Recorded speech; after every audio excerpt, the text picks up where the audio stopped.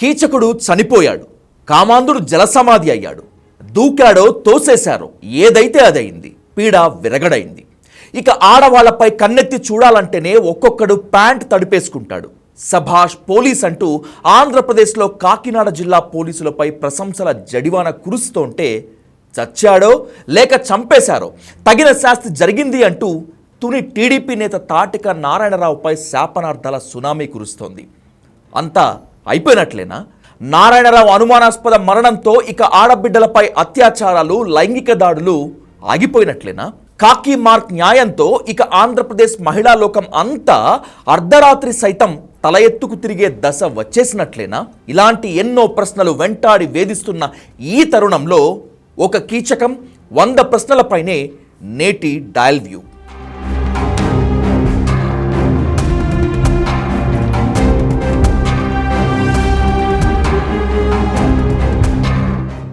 ఈరోజు నేను హామీ ఇస్తున్నా, మా ఆడబిడ్డల జోలుకి ఎవరైనా వచ్చి ఎక్కడనైనా అఘాయిత్యాలు చేస్తే అదే మీకు చివరి రోజు. ఈ భూమి మీద మీరు ఉండడానికి అర్హత లేదని మరొక్కసారి హెచ్చరిస్తున్నా. విన్నారుగా ఆంధ్రప్రదేశ్ సీఎం చంద్రబాబు నాయుడు వార్నింగ్. చెప్పింది చెప్పినట్లు చేసి చూపించారు. హ్యాట్స్ ఆఫ్ సీఎం సార్ అంటున్నారు ప్రజలు. కానీ తుని పోలీసులు మాత్రం తన నిజస్వరూపం అంతా తెలిసిపోయినందుకు గాను అవమాన భారం తట్టుకోలేక చెరువులో దూకి ఆత్మహత్య చేసుకున్నాడు నారాయణరావు అంటున్నారు. గజయితగాళ్లు గంటలకు గంటలు శ్రమిస్తేనే కానీ నారాయణరావు శవం దొరకలేదని సెలవిచ్చారు పోలీస్ బాస్లు. మార్గ మధ్యంలో కోమటి చెరువు ఏదైతే ఉందో అక్కడ ఈ నిందితుడి యొక్క రిక్వెస్ట్ మేరకు వీళ్ళు ఆపారు. బండి ఆపి ఆయనకి సమ్ నేచురల్ కాజ్ నుండి లేదా బహిర్భావం నుండి దానికి అవకాశం ఇచ్చారు. ఇచ్చినప్పుడు మిస్ చేయడని చెప్పి వాళ్ళు మాకు తెలియపరిచారు. మరి ఆయన పారిపోయాడా, ఎటువైపు వెళ్ళి ఏంటంటే వాళ్ళు ఆ చీకట్లో అయితే గమనించలేదు. శబ్దం అయితే వచ్చిందని చెరువులు అన్నారు. ఇప్పుడు ఉదయం వచ్చిన తర్వాత ఈ గజయితగాలు రావడం ఇదంతా కూడా ఈ సెర్చ్ ఆపరేషన్స్ లో బాడీ ట్రేస్ అవడంతో దానికి రాత్రి వాళ్ళు ఏదైతే శబ్దం వచ్చిందని చెప్పారో దీనికి కూడా కరెక్ట్ అని చెప్పి ఇప్పుడు అనిపిస్తుంది. కీచకులకు అదే ఆఖరు రోజు అనే సీఎం సార్ వార్నింగ్ వింటే ఏదో జరిగి ఉండాలి. పోనీ పోలీసులు చెప్తున్నట్లు నారాయణరావు ఆత్మహత్య చేసుకున్నాడు అంటే ఎలా నమ్మాలి? పోలీస్ స్టేషన్లలో వాష్రూమ్స్కు డోర్ లాక్స్ ఉండవు, ఉంచరు కూడా. ఒకవేళ కస్టడీలో ఉన్న వాళ్ళు కాలకృత్యాలు తీర్చుకోవాల్సి వస్తే తప్పకుండా కానిస్టేబుల్నో హోంగార్డ్నో సెక్యూరిటీగా పంపిస్తారే. అలాంటిది ఇంత సంచలనం సృష్టించిన ఈ పోక్సో కేసులో నిందితుడు నారాయణరావును మ్యాజిస్ట్రేట్ ముందు ప్రవేశపెట్టేందుకు తీసుకెళ్తున్నప్పుడు మూత్ర విసర్జనకు వెళ్ళాలి అని చెప్పేస్తే ఒంటరిగా ఎలా పంపారు? సరే, పంపించారనే అనుకుందాం. చెరువు వద్దే ఎందుకు ఆపారు? సెక్యూరిటీగా ఎస్కార్ట్ కానిస్టేబుల్స్ను ఎందుకు పంపలేదు? ఓ జర్నలిస్ట్గా నేను మాత్రమే కాదు, నారాయణరావు కుటుంబ సభ్యులు నిలదీస్తున్నది కూడా ఇవే ప్రశ్నలతో. చట్టం ఎలాగూ శిక్షిస్తుంది కదా సార్. మా నాన్న అయినా సరే తప్పు చేసిన మా నాన్నకు నేను వత్తాసు పలకలేదుగా.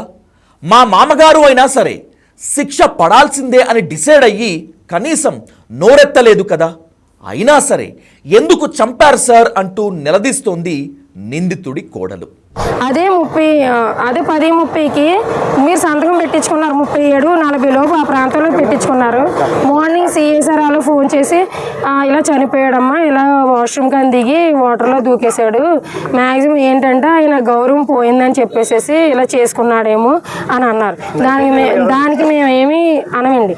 ఒక అమ్మాయిని పాడు చేశాడు, చావే అతను కరెక్ట్, బ్రతుకున్న మర్యాద ఉండదు ఎక్కడైనా. చచ్చిపోయాడు, మేము దానికి ఏమనట్లేదు సార్. అదే టైం అయితే ఏ టైంలో చనిపోయాడని కనుక్కోమని చెప్పాను సార్. మళ్ళీ ఆయనకి కాల్ చేస్తే 10:30 ఆ ప్రాంతంలో చనిపోయాడని. అయితే నేను అన్నాను 10 నుంచి 10:30, 11 ప్రాంతంలో చనిపోతే మన దగ్గర 10:37 ఆ టయానికి వచ్చారు, మరి చచ్చిపోయాడని చెప్పొచ్చు కదా, కోర్టుకి తీసుకెళ్లాలని ఎందుకు చెప్పారు అని నేను ఇప్పుడు అడుగుతున్నాను సార్. కొన్ని మార్నింగ్ సీఏ గారు ఫోన్ చేశారు, 6-7 టైం కల్లా ఫోన్ చేసి ఇలాగ మీ నాన్నగారు ఇలాగా సూసైడ్ చేసుకున్నారంటే అన్నారు. కానీ ఆ సూసైడ్ కాదు కదా, నైట్ 10:30కి అదే అప్పుడు బాత్రూమ్ తీసుకొచ్చిన అతను బాత్రూమ్కి వెళ్ళి దూకేశారు అన్నప్పుడు మరి అప్పుడే మాకు ఇంటిమేట్ చేయాలి కదా. అనేది అదే మరి అక్కడి నుంచి తీసుకెళ్ళింది రూరల్ స్టేషన్ అన్నారు. ఆయన రూరల్ స్టేషన్ నుంచి ఇక్కడ టౌన్ స్టేషన్ తీసుకొచ్చారు. అక్కడ హైవే మీద విజువల్స్ ఉంటాయి, సీసీ కెమెరా విజువల్స్ ఉంటాయి. ఇక్కడ టౌన్లోకి వెళ్ళేటప్పుడు రికార్డింగ్ కూడా ఉంది నా దగ్గర. టౌన్లోకి వెళ్ళినప్పుడు సూసైడ్ కాదు సార్, ఇది సూసైడ్ కాదు. టౌన్లోకి తీసుకెళ్లారు, టౌన్లో తీసుకెళ్ళినప్పుడు అక్కడ కూడా కెమెరాస్ ఉంటాయి. ప్రతి దగ్గర ఆ స్టేషన్ వరకు కూడా కెమెరాస్ ఉంటాయి, స్టేషన్ దగ్గర కూడా కెమెరా ఉంటుంది. పోతే పోయాడు చెత్త వెధవ. మీ ఇంట్లో ఆడవాళ్లను ఇలాగే చేస్తే ఇలాగే నీతులు చెప్తారా, ఇలాగే ఆరాలు కూపిలు లాగుతారా అంటూ ఎదురుదాడికి దిగుతారు చాలా మంది. అత్యాచారం చేసిన వాడి పురుషాంగం కోసేయాలి, లైంగిక దాడి చేసిన వాళ్లను అక్కడికక్కడే ఉరితీయాలి, లేదా నడి రోడ్డులో రాళ్లతో కొట్టి చంపేయాలి. అప్పుడు మాత్రమే మహిళలపై అత్యాచారాలు ఆగుతాయి. ఆడపిల్లల వైపు కన్నెత్తి కూడా చూసేందుకు భయపడతారు. అయితే ఎన్కౌంటర్ లేదా మాస్ మర్డర్ ఇలాంటి ఇన్స్టంట్ జస్టిస్ మాత్రమే కావాలి అనుకునే వాళ్ళంతా నారాయణరావు చచ్చాడా లేక చంపేశారా అని నిలదీసే నాలాంటి వాళ్లను పచ్చి బూతులు తిడతారు. అయినా సరే ప్రశ్నించడం ఆపేయలేను, కానీ బూతుల దాడి చేసే వాళ్లకు అప్పటికప్పుడు మరణశిక్షే కరెక్ట్, ఎన్కౌంటర్ మాత్రమే అసలు సిసలైన పరిష్కారం అని వాదించే వాళ్ల ముందు 3 ప్రశ్నలు ఉంచుతాను. దమ్ముంటే దయచేసి సమాధానం చెప్పగలరా?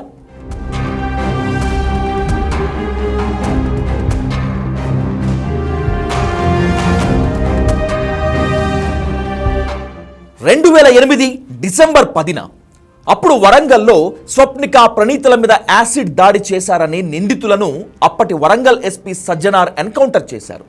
శాలువాలు పుష్పగుచ్చాలతో పోలీస్ బాస్ను ముంచెత్తారు. భుజాల మీదకు ఎత్తుకొని ఊరేగించారు. సరే, వరంగల్లో సజ్జనార్ చేసిన ఆ ఎన్కౌంటర్తో రేప్స్ అండ్ మర్డర్స్ ఆగిపోయాయా? ఎన్కౌంటర్లే రేప్లను ఆపేస్తాయని వాదించే వాళ్ళు అవును ఆగిపోయాయని చెప్పగలరా?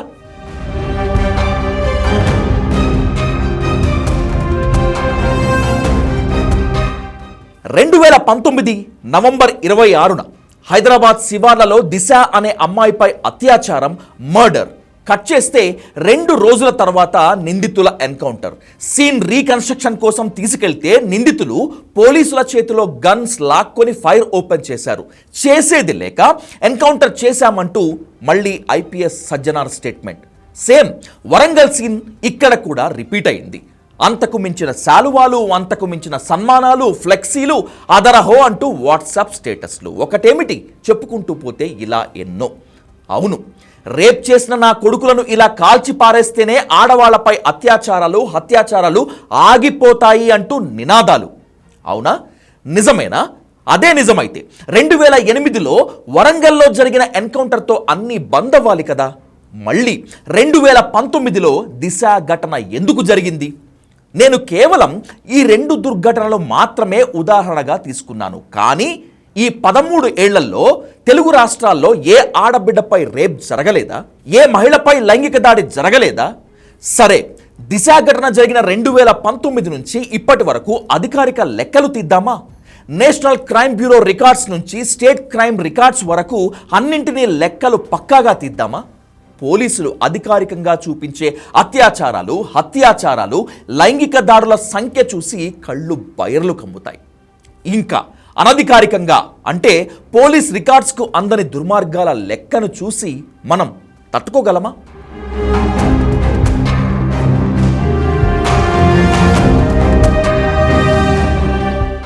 సమస్యను ఉపరితలం నుంచి చూసినంతకాలం తారసపడేవి తాత్కాలిక ఉపశమనాలే. అదే సమస్యను కూకటి వేళ్ల నుంచి చూసినప్పుడే, పెకిలించినప్పుడే శాశ్వత పరిష్కారాలు లభిస్తాయని చెప్పారు హక్కుల నేత బాలగోపాల్. నేరస్తుణ్ణి కాదు చంపాల్సింది, నేరం చేయాలనే ఆలోచనను చంపాలి. నేరం చేయాలి అనే ఆలోచన పుట్టుకను చంపాలి అనేది వ్యక్తిత్వ వికాస నిపుణుల విలువైన సూచన. దీనికే కాస్త సినిమా టచ్ ఇచ్చి చెప్పాలంటే, యుద్ధం ఎవరైనా చేస్తారు, కానీ యుద్ధం రాకుండా ఆపుతాడు చూడు, వాడే యోధుడు.